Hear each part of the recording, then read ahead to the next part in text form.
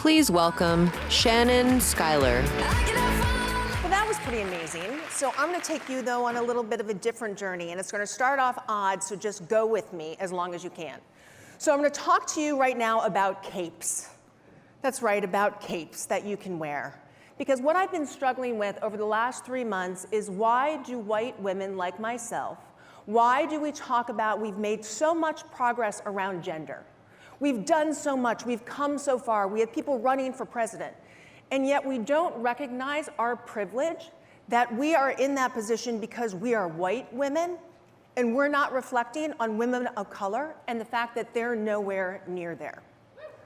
So I was at a conference a couple of weeks ago, actually a couple months ago now, and I was actually talking about this. I made a comment about, our company, we've done so much around gender, and we're really seeing a change, and we're seeing a difference, and what we need to really focus now on is race, and what are the things that we could do? And a very astute black woman stood up, and she said, just to be clear, your gender efforts, those are for white women, aren't they? And I just stood there, and I said, you know what? It certainly sounds like they are, based upon what I'm telling you right now. And I was shocked that I had fallen into that trap of not realizing that I have a privilege that other women of color don't have, and that I wasn't willing to use it, and I didn't know how to use it. So last week I was reading Ellen McGirt, and she does Race Ahead, and it was specifically around what is an ally and what does that look like. And as I'm reading through, going fast, I went down, and she has all these little GIFs that are in there and different photos that come up, and there was one around The Incredibles. And I'm sure a lot of you know The Incredibles. I have a 7-year-old boy. We watch The Incredibles a lot. And so I was looking, and it's about the little sassy woman who's up there. She's the designer, and she's yelling, no capes! Stop wearing the capes! Like, capes are treacherous. You're a superhero. You're flying with capes. It gets trapped in an engine. Like, don't wear the capes. And I laughed and started thinking about it, and then I thought about what I had done on stage.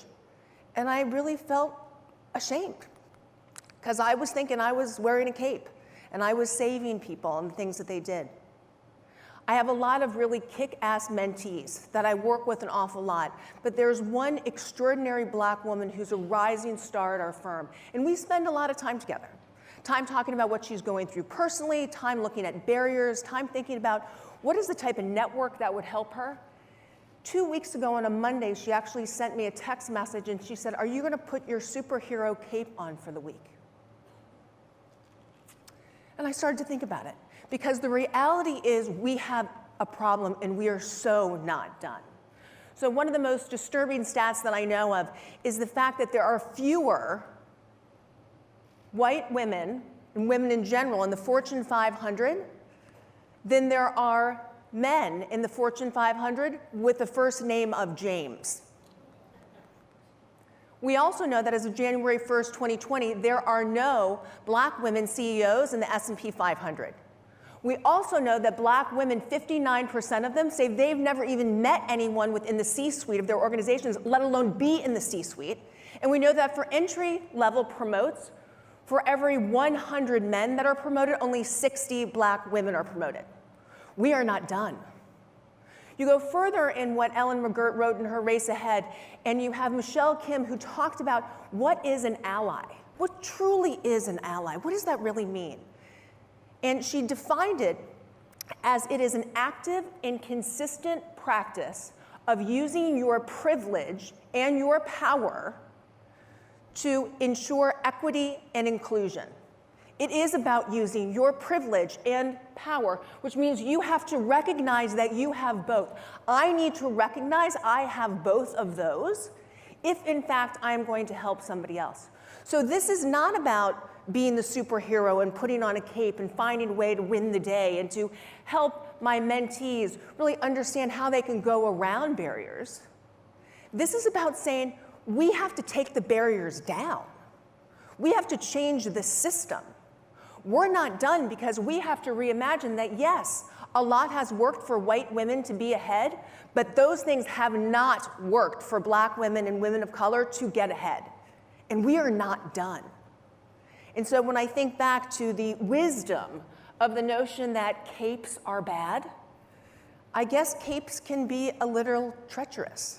Because if we're not clear, and if we can't look at ourselves in the mirror and recognize that we could be part of the problem, and recognize the shame in trying to get something right, but realizing you got it so wrong, we are not going to be able to help other women, women of color, and others be able to get where they deserve and where they should go, where we've had the opportunity to go.